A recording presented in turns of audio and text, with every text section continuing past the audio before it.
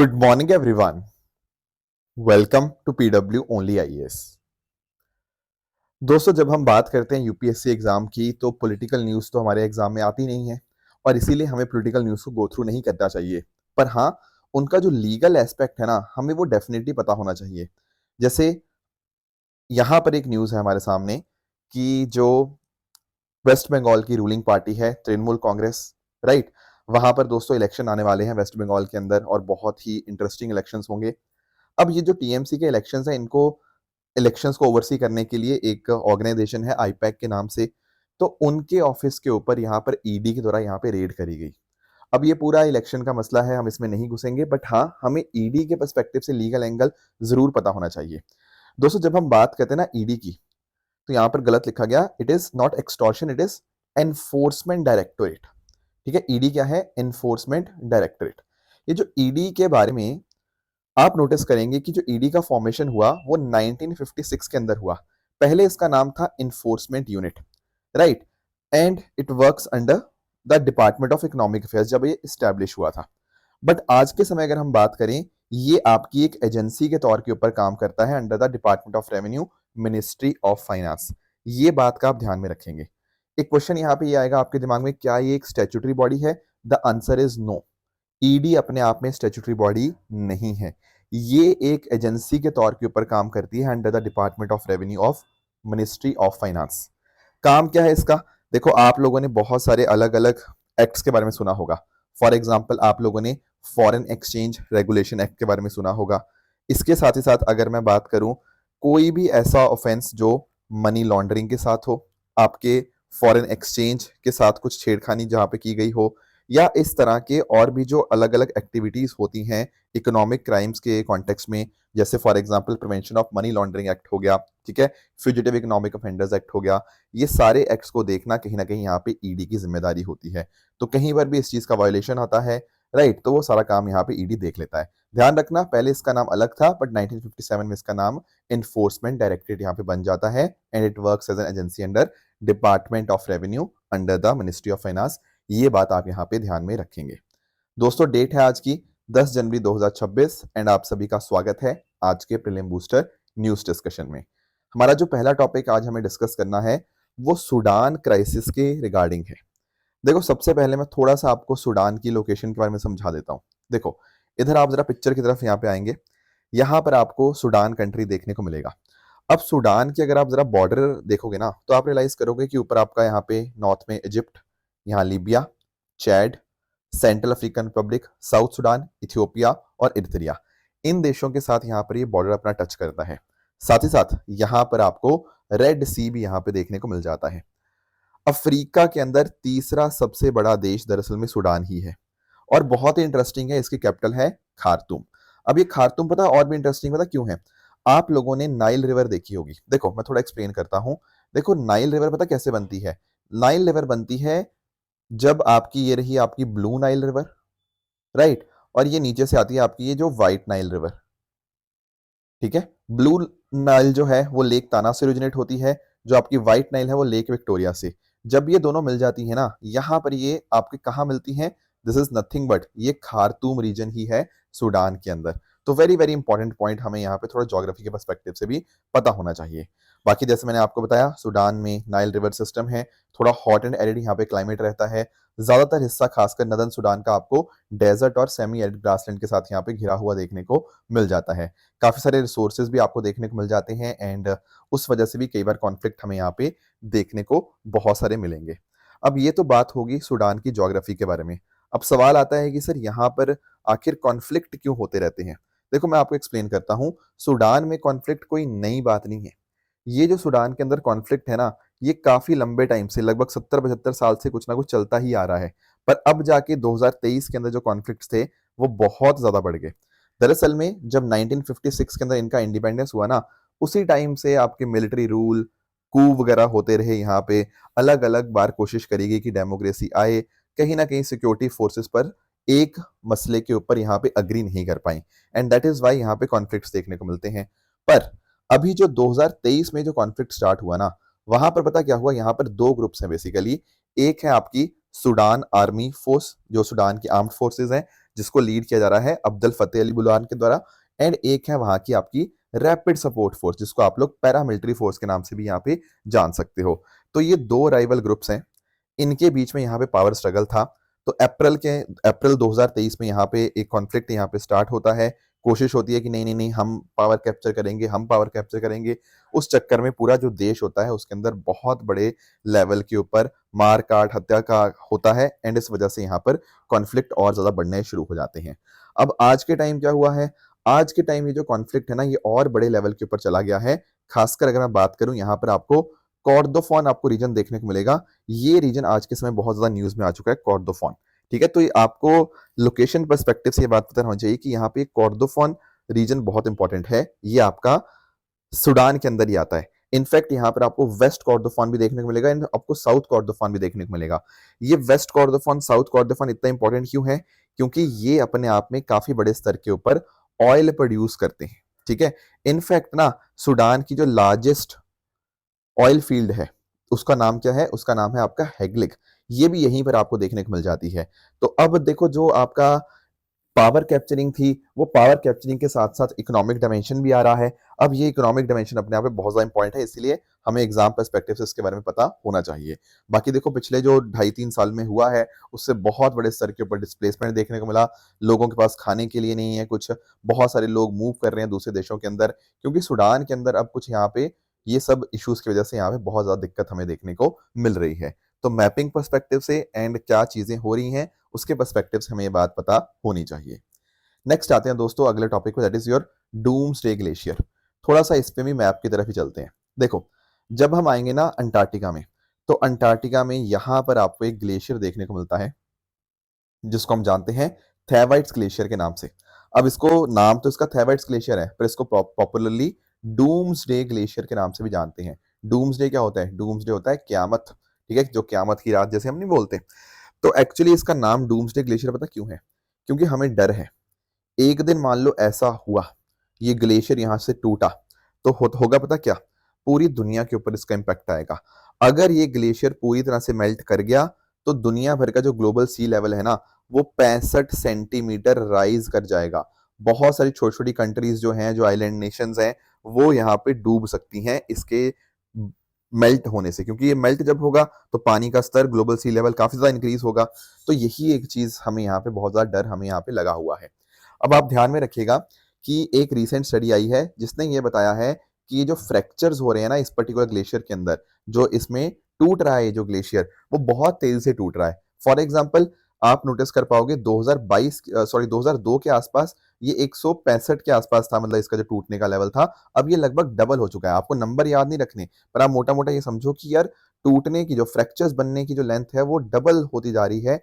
ठीक है, वो कहीं ना कहीं दिखा रहा है कि स्ट्रक्चर पूरा तरह से अनस्टेबल हो चुका है।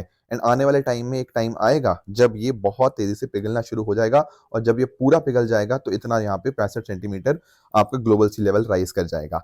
कहीं ना कहीं हमारे लिए एक इरिवर्सिबल चेंज होगा ये, कि इसको हम वापस फिर ठीक कभी नहीं कर पाएंगे। That is a issue. इसीलिए इसको यहाँ पे डूम्सडे ग्लेशियर के नाम से यहाँ पे जाना जाता है, क्योंकि अगर इसका रैपिड कोलैप्स हुआ ना तो उससे बहुत बड़ा इंपैक्ट यहाँ पे हमें देखने को मिलेगा। वेस्ट अंटार्कटिका के अंदर हमने देख ही लिया, और साथ साथ अगर हम बात करें, इसकी की फीचर यही है कि इसका साइज अपने आप में बहुत ज्यादा बड़ा है। प्लस साथ ही साथ यहाँ पे 2 स्टेज फ्रैक्चर पैटर्न है।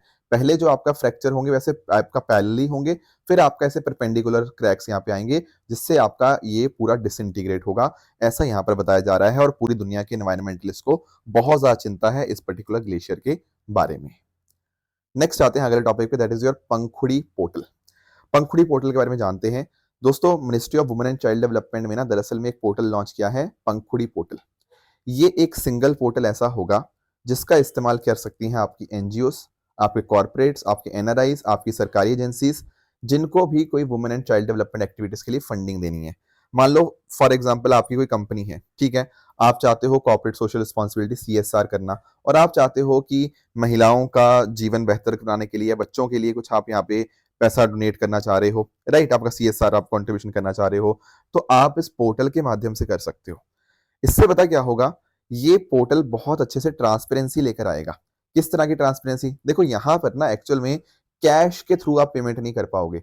जितना भी पैसा दोगे वो नॉन कैश होगा, मान लो चेक के माध्यम से दे दिया, ऑनलाइन आपने दे दिया, उस तरह से होगा। तो कहीं ना कहीं आपका पैसा गलत भी मिसयूज नहीं होगा। तो हर एक पैसे की ट्रांसपेरेंसी, अकाउंटेबिलिटी रखी जाएगी।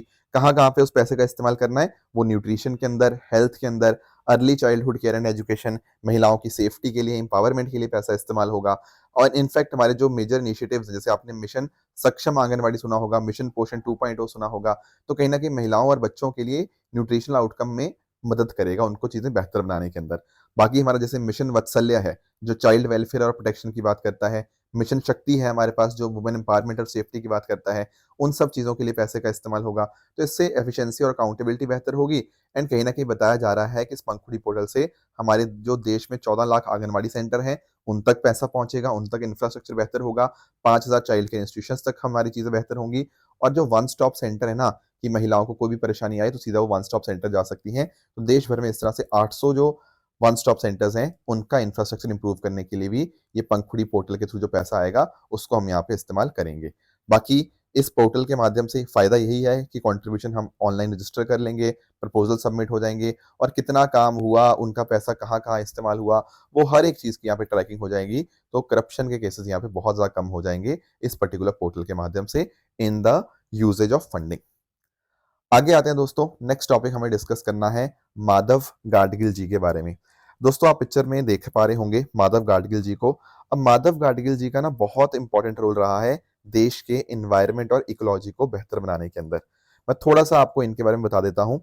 दोस्तों जब हम बात करते हैं ना माधव गाडगिल जी की, तो इनका जो जन्म था वो 1942 में हुआ था, ठीक है? अभी रिसेंटली इनकी डेथ हुई है, इस वजह से जो एनवायरनमेंटलिस्ट है वो काफ़ी दुःख में है, क्योंकि इनका जो रोल था वो बहुत शानदार रहा है।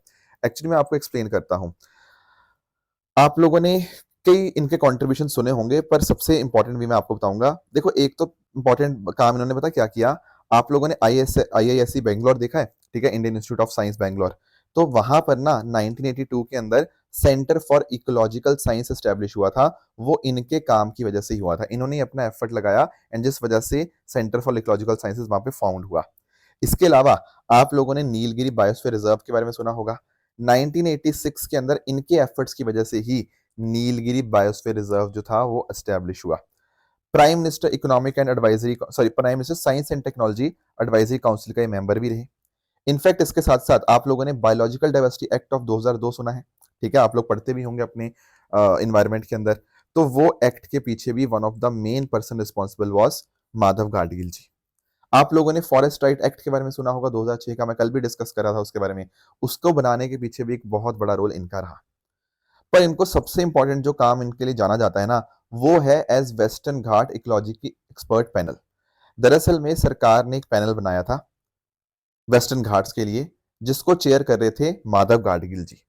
अब इन्होंने बात करी वेस्टर्न घाट्स की इंपॉर्टेंस की उसके अंदर, कि वेस्टर्न घाट्स कितने ज़्यादा इंपॉर्टेंट हैं और इनके एफर्ट्स की वजह से ही क्या हुआ, आपका जो वेस्टर्न घाट्स था, उसको इकोलॉजिकल सेंसिटिव एरिया यहाँ पे डिक्लेयर किया गया। अब पॉइंट पता क्या था, अगर मैं इस पर्टिकुलर एक्सपर्ट पैनल की बात करूं, तो यहाँ पर इन्होंने पूरा स्टडी किया वेस्टर्न घाट्स की सेंसिटिविटी को, उसकी ज्योग्राफी को स्टडी किया। तो काफ़ी सालों तक इन्होंने स्टडी करने के बाद ये पाया कि इकोलॉजिकल सेंसिटिव जोन्स यहाँ पे काफ़ी सारे हैं।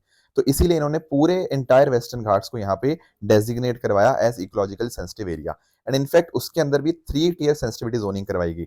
एक था इकोलॉजिकल सेंसिटिव जोन 1, ये बहुत ज़्यादा सेंसिटिव होते हैं और वहाँ बहुत स्ट्रिक्ट रिस्ट्रिक्शन रखी गई। एक होता था इकोलॉजिकल सेंसिटिव जोन 2, यहाँ पर ये मॉडरेटली सेंसिटिव है और 3 वाले के अंदर थोड़ा बहुत यहाँ पे डेवलपमेंट यहाँ पे पॉसिबल था, यहाँ पर सेंसिटिविटी कम थी। हालाँकि इसके बाद आप लोग जानते होंगे एक और पैनल बना था, कस्तूरी रंगन पैनल, राइट? अब कस्तूरी रंगन पैनल और गाडगिल रिपोर्ट के अंतर तो यही था कि माधव गाडगिल जी ने ये बोला कि entire western Ghats should be a part of this ecologically sensitive area. पर कस्तूरी रंगन जी ने यहाँ पे बात करी कि only 37% of Western Ghat should be classified as ecologically sensitive area. और इसीलिए ना आप ऐसा कह सकते हो कि गाडगिल जी का मोस्टली फोकस रहा एनवायरनमेंट के ऊपर। फिर बाद में जो कस्तूरी रंगन कमेटी बनी थी, उसने एनवायरनमेंट के साथ-साथ यहाँ पे इकोनॉमी के ऊपर भी यहाँ पे फोकस करना थोड़ा स्टार्ट किया।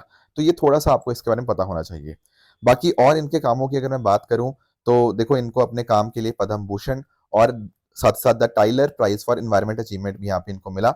इसके अलावा इनकी कुछ राइटिंग्स हैं, this fissured land, ecology and equity, तो कहीं ना कहीं इनके अंदर भी यहाँ पे काफी ज्यादा बात करी गई है, और इन्हीं सब कॉन्ट्रीब्यूशन की वजह से इनको हम father of modern Indian ecology के नाम से भी यहाँ पे जानते हैं। बाकी आप लोग जानते ही होंगे कि वेस्टर्न घाट्स अपने आप में एक बायोडाइवर्सिटी हॉटस्पॉट है, उसके प्रिजर्वेशन के लिए काम करना अपने आप में बहुत ज्यादा शानदार कदम एक माना जाता है। बाकी देखो, नीलगिरी बायोस्फीयर रिजर्व जो वेस्टर्न घाट्स का ही हिस्सा है, तो उसके लिए भी इन्होंने बहुत सारे काम किए, मैं आपको थोड़ा बता भी देता हूँ। देखो, नीलगिरी बायोस्फीयर रिजर्व की बात करें ना, इसमें बहुत सारे अलग अलग सेंचुरीज एंड पार्क्स आते हैं, जैसे for example Mudumalai wild life sanctuary, Wayanad हो गया, Bandipur national park, Nagarhole national park, Mukurthi national park, silent valley, ये सारे नीलगिरी बायोस्फीयर रिजर्व का ही हिस्सा है। ठीक है, और ये तमिलनाडु, केरला और कर्नाटका के अंदर आपको ये नीलगिरी बायोस्फीयर रिजर्व देखने को मिल जाता है। केरला और तमिलनाडु के अंदर ये मोस्टली एवरग्रीन और सेमी एवरग्रीन फॉरेस्ट आपको देखने को मिलते हैं, शोला फॉरेस्ट भी है यहाँ पे। कर्नाटका के अंदर अगर हम बात करें, यहाँ पे थोड़े ड्राई डेसिडुअस फॉरेस्ट है, पर कुछ कुछ आपके मॉइस्ट डेसिडुअस फॉरेस्ट भी आपको देखने को मिलते हैं। इसमें आपको टाइगर, एलिफेंट, गौर, लॉयन टेल्ड मकाओ, नीलगिरी तहर, सांबर, ये सारे आपको बहुत इंपॉर्टेंट आपको स्पीशीज देखने को मिल जाएंगी। और नीलगिरी का नाम आप जानते ही होंगे, नीलगिरी वर्ड आया है ब्लू माउंटेन से, राइट, क्योंकि यहाँ पे आपको ब्लू कलर के आपको फ्लावर्स आपको देखने को मिल जाते हैं जो इन माउंटेन्स को यहाँ पे कवर करते हैं।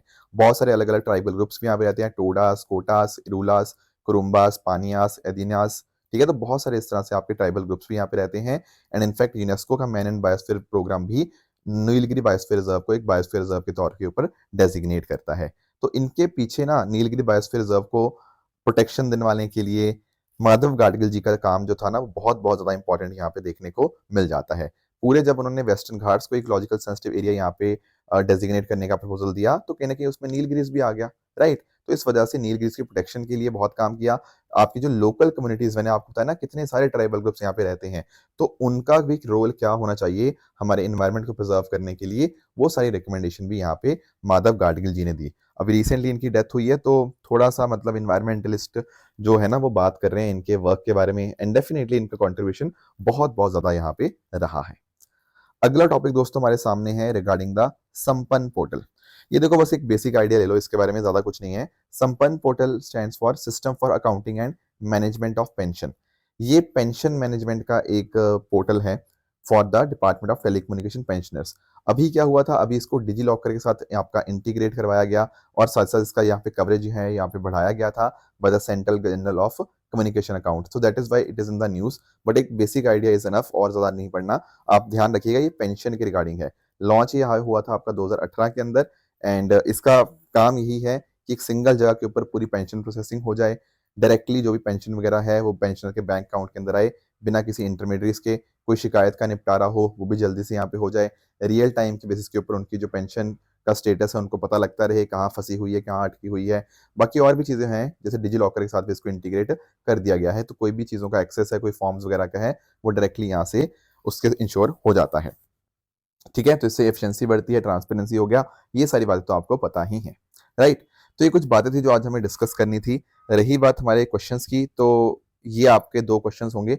पहला क्वेश्चन आपका ये है फेडरल इन करेक्टर के रिगार्डिंग, इसका आंसर आप मुझे कमेंट्स में बताना। दूसरा क्वेश्चन है यहाँ पे कॉन्स्टिट्यूशन और जुडिशियल रिव्यू और बेसिक स्ट्रक्चर के बारे में, इसको ध्यान से पढ़ के मुझे आप जरा कमेंट्स में इसका आंसर बताइएगा। दोस्तों, कल मैंने आपको होमवर्क दिया था, एक था स्टेट के बारे में। अब देखो, जब हम बात करते हैं ना स्टेट की, तो आप ध्यान में रखना कि जब हम स्टेट की बात करेंगे उसमें चार चीजें होती हैं। एक तो है पॉपुलेशन, कि कुछ लोग होने चाहिए, ठीक है। एक है टेरिटरी, एक सर्टेन डिफाइंड उसका ज्योग्राफिकल एरिया होना चाहिए। तीसरा कॉन्सेप्ट है गवर्नमेंट का, कि एक प्रॉपर ऑर्गेनाइज पॉलिटिकल अथॉरिटी होनी चाहिए। और सॉवरेनिटी, मतलब वो बाहर के कंट्रोल से यहाँ पे पूरी तरह से इंडिपेंडेंट होना चाहिए।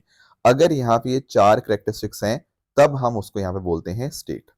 अब देखो, ये जो क्वेश्चन आया था ना, कुछ बच्चों को जिनको पता था उनको क्लियर था इसका आंसर, बट जिनको नहीं पता था वो लोगों ने ना सी और डी तो एलिमिनेट कर दिया। पर आप नोटिस कर पाओगे, यहाँ पर आप देखोगे ये चारों जो करेक्टरिस्टिक्स हैं, that is population, territory, government और सॉवरेनिटी, ये आपको ऑप्शन ए के अंदर देखने को मिल जाएंगे। जैसे फॉर एग्जांपल लोगों की बात कही है तो पॉपुलेशन, यहाँ पर टेरिटरी, यहाँ पर सॉवरेनिटी, एंड साथ साथ गवर्नमेंट, ये चारों करेक्टरिस्टिक्स यहाँ पे लिखे हुए हैं। तो ऑप्शन ए स्टेट का यहाँ पे बिल्कुल सही डेफिनेशन यहाँ पे आपको देखने को मिलेगी। तो ध्यान रखना, स्टेट के अंदर ये चार चीजें होती हैं, अगर जिसमें चार चीजें आ गई उसको हम यहाँ पे स्टेट बोल सकते हैं। दूसरा क्वेश्चन यहाँ पे ये था कि इनमें से कौन सा ऐसा फैक्टर है जिसको लिबर्टी का बेस्ट सेफगार्ड हम यहाँ पे मान सकते हैं। देखो, अगर आपको लिबर्टी चाहिए, ठीक है, लिबर्टी का सेफगार्ड ज्यादा एश्योर से चाहिए, तो इसमें देखो आप लोग एक बात तो समझ पाओगे कि जैसे फॉर एग्जांपल कुछ ऑप्शन तो यहाँ पे इररेलेवेंट है, जैसे ऑप्शन बी और ऑप्शन सी। मैं आपको बताता हूँ, जैसे अगर मान लो पावर सेंट्रलाइज्ड होगी तो क्या लिबर्टी प्रोटेक्टेड रहेगी? आप खुद देखो, जरूरी तो नहीं है ना। मतलब बल्कि हो सकता है कि अगर मान लो अगर एक ही बंदे के पास या एक ही सरकार के पास पूरी पावर आ गई है तो वो तो अपनी मनमर्जी करे, और उस चक्कर में हो सकता है कि लिबर्टी पूरी खत्म हो जाए। तो बी तो बिल्कुल लॉजिकली गलत है। तीसरी बात ये है कि देखो इलेक्टेड गवर्नमेंट का मतलब ये नहीं है कि मतलब हमने हमने चुन के सरकार भेजी है, ठीक है, तो कल को सरकार कुछ गड़बड़ करने लग गई तो राइट, तो दिक्कत आ जाएगी, है कि नहीं? तो बी एंड सी तो बिल्कुल गलत है। अब बच्चों को डाउट आता है ऑप्शन ए और ऑप्शन डी के अंदर। देखो मैं ना आपको बिल्कुल वैसे ही एमसीक्यू कराने की कोशिश कर रहा हूँ जैसे आपको एग्जाम के अंदर होंगे, क्योंकि आप जानते हो कि एग्जाम में भी ऐसे दिक्कत आएगी आपको, आप बोलोगे कि सर मेरे 2 ऑप्शन एलिमिनेट कर दिए, फिर 2 ऑप्शन में गलत पे टिक मार्क कराया। अब इसमें देखो सोचो कि ए और डी में कैसे आंसर तक पहुंचेंगे। ये एक वर्ड लिखा है यहाँ पे, कमिटेड जुडिशरी। कमिटेड समझते हो? कमिटेड, देखो कमिटेड वर्ड अलग होता है और इंडिपेंडेंट वर्ड अलग होता है। अगर कोई आपसे बोले ना committed judiciary, that is different. Independent judiciary is different. Committed judiciary क्या होती है? जहां पर जो आपके जज हैं वो आपकी जो भी रूलिंग पार्टी की आइडियोलॉजी है उसके साथ खुद को अलाइन करते हैं। देखो ये जो कॉन्सेप्ट है ना कमिटेड जुडिशरी का, ये दरअसल में इंदिरा गांधी जी के समय के ऊपर कई बार उसको रेफरेंस के तौर पे देखा जाता है कि इंदिरा गांधी जी के टाइम के ऊपर ऐसा हुआ कि कहीं ना कहीं एग्जेक्टिव काफी कंट्रोल कर रहा था जुडिशियल अपॉइंटमेंट को। तो कहीं ना कहीं काफी सारे जजेस भी ऐसे थे जो ऐसा सरकार की पॉलिसीज को सपोर्ट किया करते थे। ये है कमिटेड जुडिशरी का कॉन्सेप्ट। जब मैं बात करता हूँ इंडिपेंडेंट जुडिशरी की, इंडिपेंडेंट जुडिशरी का मतलब ये होता है जो हमारा कॉन्स्टिट्यूशन बात करता है कि भाई जुडिशरी वैसे काम करे जैसे हमारा संविधान कह रहा है, हमें यहाँ पे डेमोक्रेसी को सेफ गार्ड करना है। तो एक्चुअल में कमिटेड जुडिशरी कोई अच्छा कॉन्सेप्ट नहीं है, it is a negative word. Independent judiciary लिखता वो एक अलग बात थी, कमिटेड जुडिशरी एक नेगेटिव सेंस में बात की जाती है। It is considered a threat to judicial independence. इसीलिए ऑप्शन ए गलत है। फिर डी क्यों सही है? Separation of powers. देखो सेपरेशन ऑफ पावर्स तो आपके आर्टिकल 50 में भी लिखा हुआ है, जैसे फॉर एग्जांपल जुडिशरी सेपरेट होना चाहिए फ्रॉम द एग्जीक्यूटिव, जो आपका डीपीएसपी है उसमें ये बात मेंशन्ड है। और कहीं ना कहीं अगर सेपरेशन ऑफ पावर होगी तो एक कुछ हद तक आपका चेक्स एंड बैलेंसेस का मैकेनिज्म भी आपको यहाँ पे देखने को मिलेगा। सारी की सारी पावर सिर्फ एक ब्रांच ऑफ गवर्नमेंट के पास नहीं रहेगी, और अगर एक तरह से इससे थ्रू हम indirectly checks and balance ensure कर सकते हैं तो लिबर्टी हमारी यहाँ पे सेफ गार्ड रहेगी और आम जनता के जो मुद्दे हैं वो यहाँ पे सुने जाएंगे। So that is why option D is the correct answer. ठीक है, ऐसे आपको आंसर तक अपने पहुंचना चाहिए। अगर लॉजिकल आप अप्रोच अडॉप्ट करोगे तो फिर दिक्कत नहीं आएगी आपको एमसीक्यू में। बाकी रही बात ट्रू एंड फॉल्स स्टेटमेंट्स की, यहाँ आपके सामने कुछ स्टेटमेंट्स हैं, इनको आप पढ़िएगा, बताइएगा इनमें से कौन सा सही है कौन सा गलत है। एंड जो मैंने कल आपको होमवर्क दिया था, एक था यूनाइटेड नेशन के बारे में कि उन्होंने 2026 को डिक्लेयर किया है as international year of rangeland and pastoralist. That is the correct statement. Olive ridley turtles की बात करें तो इनका जो आईयूसीएन स्टेटस है वो बिल्कुल वो वल्नरेबल ही है। That is also correct. Tigers की बात करें ना दोस्तों, जो ज्यादातर मैक्सिमम टाइगर वाली स्टेट है वो उत्तराखंड नहीं है, वो आपको मध्य प्रदेश आपको देखने को मिलेगी। इसलिए आखिरी स्टेटमेंट आपका यहाँ पे इनकरेक्ट बन जाएगा। तो ये थी हमारी आज की डिस्कशन। इस तरह से आप सब लोग अपने एंड पे हार्डवर्क करते रहिए। Thank you so much for joining. All the very best and thank you so much.